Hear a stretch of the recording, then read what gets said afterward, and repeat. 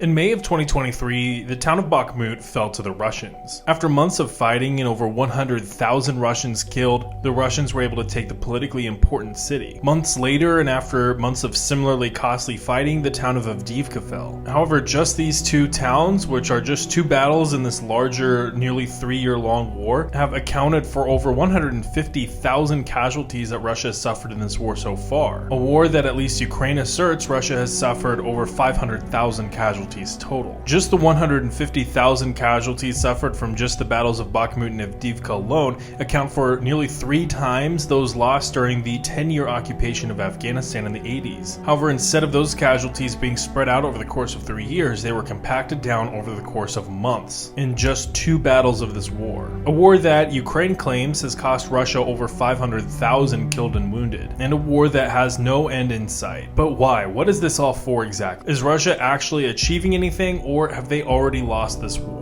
Are they winning or are they losing? Russia has already suffered a strategic defeat as a result of this war, and I'm going to dive into 3 reasons why. First, NATO has expanded. While the Russian justification for the war invoked NATO expansion only a little, it's become a larger talking point, at least in the West. The idea that we might have played a role in causing this war to start has not sat well with us, at least since the war began. However, it's really not that simple. Countries, including those in the post-Soviet bloc, have free will and have the right to pursue alliances on their own accord. Countries like Poland and the Baltics pursued NATO membership as a hedge against Russia. Fearful that a resurgent Russia could return and attempt to subdue them, they sought Western protection. The annexation of Crimea and the Donbass, as well as the war in Georgia, where Russia annexed Abkhazia and South Ossetia, reinforced this concern. However, this did not stop European countries from doing business with Russia or even seeking closer ties with Russia. And even some Eastern European countries, including Ukraine, having a pro-Russian bloc. There were, however, still some limits to NATO expansion. Of course, Ukraine would not be allowed into NATO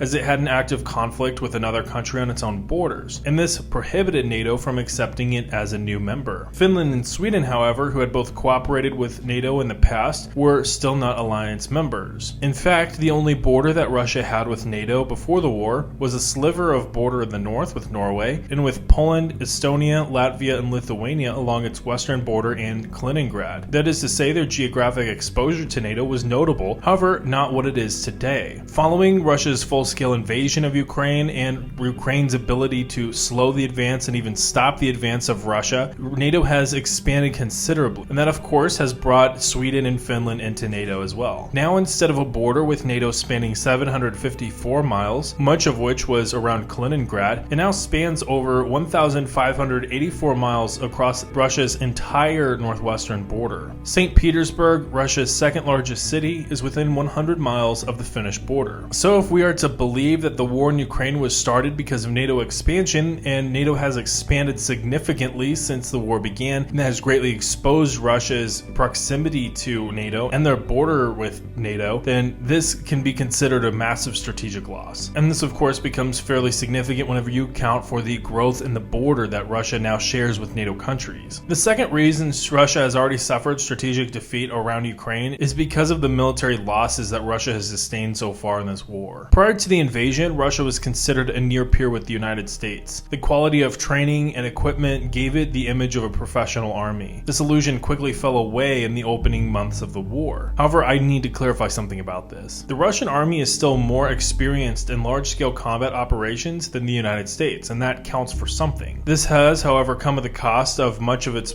more professional core, as well as much of its best equipment. It puts the Russian army in a worse position to fight a war like this in the near to medium term until it can replace losses, implement doctrinal changes from lessons learned in this war, and rebuild equipment. And that's going to be difficult, at least for the moment. Even if the Ukrainian claim that Russia has suffered over 500,000 casualties in this war, and there's reason to doubt that figure, that is still a significant claim to make. Pre-war, Russia's army was around 360,000 troops. Today it's much larger, with one US estimate claiming they're up to 470,000 troops. Some figures have shown Russia has up to 700,000 troops stationed in Ukraine right now. The number of troops is just one metric, but you also need to consider training, experience, and equipment. They're certainly experienced, but they're not well trained. Their current army is largely comprised of conscripts and draftees, and Russia has also had to create new incentives for people to join the army to get money as a contract soldier. They've also had very little time to train before they're sent to the front. For instance, pre-war, the basic training for new recruits in the Russian army could take about 3 months, with another 9 months being used for regular exercises and drilling to get conscripts to combat proficiency. Today, they're receiving roughly 27 days of training before they're being sent to the front line. However, that might even be a ceiling. They might be receiving less. Russia has also lost a considerable amount of equipment. Tanks and IFVs have bore the brunt of the attrition. However, key pieces of equipment, for instance like the A-50 AWACS aircraft, Voronezh early warning radars, fighter jets, helicopters, and naval ships, have all suffered attrition as well. Roughly a third of Russia's Black Sea fleet has been sunk to a country that lacks a navy, and it's not exactly easy to replace these systems. Russia is trying to refurbish older equipment from its Soviet inheritance, and you can see how they've drawn on that storage with Covert Cabal's channel, as he did a deep dive using commercial satellite images on this. There are also plenty of Twitter threads as well that you can check this out. Many people have been watching this. A lot of these pieces require more advanced Western chips, and we're going to touch on that point as well here in a moment. All told, Russia's military is gaining incredibly valuable experience, and they're refining their style based on what works and what doesn't. However, they're incurring a tremendous cost in doing so, and this poses security challenges for the Russian state in the near to medium term. For instance, radical Islamist attacks in Moscow and Dagestan in recent months, as well as partisan attacks in different parts of Russia, indicate that Russia is having a harder time maintaining internal security with its intelligence agencies and security services all focused on the war. With the military also occupied, there's limited ability to respond to a larger scale threat in the Caucasus or elsewhere, to the degree that this could potentially become a strategic risk. With the losses of key pieces of equipment, some of which are within Russia's nuclear deterrence infrastructure, these losses are strategically significant. However, these losses is not just about equipment. Wagner was a key strategic asset to Russia, and so is Yevgeny Prigozhin before the war. They allowed Russia deniability and maneuverability in places like Africa and Central America. Wagner, however, bore the brunt of the losses during the Battle of Bakhmut, suffering nearly 20,000 killed, many of whom were recruited convicts. After the Battle of Bakhmut, Wagner launched a mutiny and Prigozhin was killed a month later. Now Wagner is a shell of what it once was, and Russia is having to bridge the gap in other parts of the world with uniformed troops abroad. They're also having to recruit from prisoners just as Wagner did. And the loss of Wagner, I believe, is a strategic loss because, again, that key asset that they use abroad in places like Africa and Central America, they are having to rely on uniformed Russian servicemen to get that job done. It's not easy to replace that capability that Wagner provided. Yes, they have other PMCs, but Wagner was so tied into some of those contracts that it's not easy to just turn and give it to another PMC and have that PMC pick up where Wagner left off. Finally, Russia's isolated now more than they have been during the Cold War. Western sanctions haven't exactly been foolproof. However, they have made it more difficult for Russia to procure key Western parts, be it computer chips or energy revenue. And it's notable to see the shape that Russian negotiations with other countries have taken. Russia is receiving aid from Iran and North Korea, not the other way around. They've signed a new treaty with North Korea to get military aid. They're negotiating with China from a disadvantageous position, giving China an edge over Russia with deals like energy and technology. The Russian border with Finland is closed indefinitely, and the Russian ruble has dipped in value, and the economy is shifting into a wartime economy. Putin, as well as several other key members of the Russian government and military, have international criminal court arrest warrants for them. Putin initially branded the war as a short and small-scale war, but what we've seen in actuality is a full-scale war. And now even Putin's rhetoric around the war has changed. For instance, the word war in Russian has no longer been outlawed. It's something that is now said in Russia. This is no longer a limited special military operation. This is an existential fight for Russian state security and for Russian statehood. They are fighting not only to destroy Ukrainian statehood, Russia has been fighting to destroy the idea of Ukrainian statehood, which is truly the core of Putin's thesis for this war. He believes that Russia needs Ukraine to be great, and that Ukraine is really just a part of Russia and not an independent state and should be returned to Russia. The war, however, has hardened the image of independence in Ukraine and around the world. Not only this, but during the war, Ukraine has been accepted into the European Union, something that was literally a joke when Zelensky was a comedian. Ukraine's military has also received more advanced Western equipment and has become more and more capable as a force of at least stopping Russia's invasion. All of this just for Russia to attempt to completely capture 4 of Ukraine's oblasts, 2 of which it already occupied before the war. A bonus reason that Russia has already suffered a strategic defeat comes at the hands of Ukraine's Kursk offensive. Whatever the outcome of this offensive is, it has already made a significant political impact on this conflict and a significant political impact on Vladimir Vladimir Putin. Images of mass surrenders of Russian conscripts give the image that the Russian army is weaker than initially believed. Mind you, they're just conscripts, and the actual volunteer army that actually is getting paid and trained, they're a lot different from the conscript army. They're an actual force that's battle hardened. Again, they're better trained, better equipped, so don't discount the actual volunteer Russian army. But the conscript army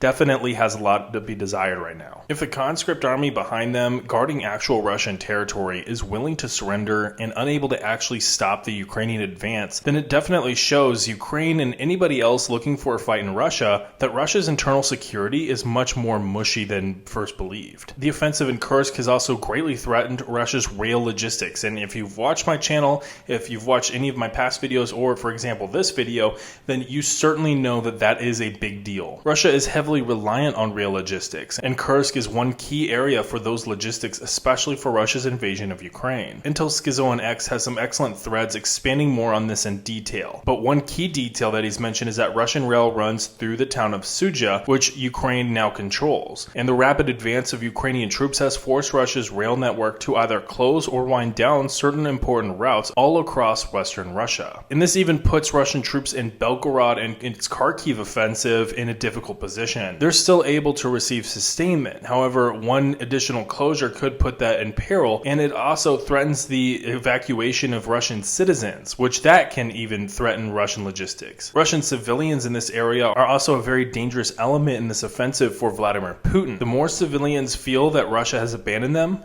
a sentiment that we've already seen from Russians in Ukrainian occupied areas of Kursk, the more the Russian government's image of security begins to fall apart. If Russia isn't able to force Ukraine back across the border, this can be a huge strategic loss for Russia that will haunt Putin well after this war comes to an end. It also does not look good on Russia that this is all happening after they've been making routine bellicose nuclear threats since the beginning of the war, and that Russia is now being invaded for the first time since World War II by a foreign army, and regardless that they're being invaded for the first time since they've gained nuclear weapons. I mean, what's the point in having nuclear weapons if you're not even able to guarantee your own territorial sovereignty? They know that they can't use these nuclear weapons because if they do, the United States will get involved in this war. However, in either case, not being able to use their nuclear weapons despite the routine threats just makes them look weaker inept. Now, there are still reasons to think that Russia could win this war. The US election is coming up, and who the heck knows what will happen there. Europe may be on their own with Ukraine, but again, all of this is just an assumption that if Trump wins, that he will leave Ukraine behind,